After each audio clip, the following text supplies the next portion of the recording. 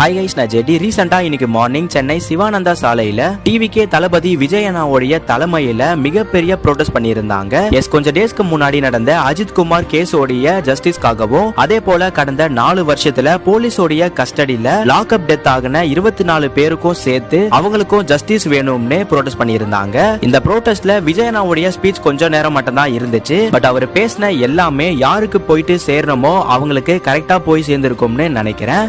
இந்த வெற்று விளம்பர மாடல் திமுக சர்க்கார் இப்ப சாரிமா மாடல் சர்க்காரா மாறிடுச்சு.